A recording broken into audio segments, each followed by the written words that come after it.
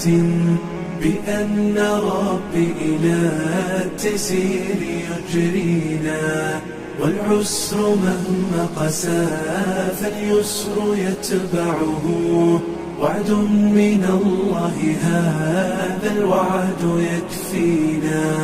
قالوا وقالوا ولكني على ثقة بأن ربي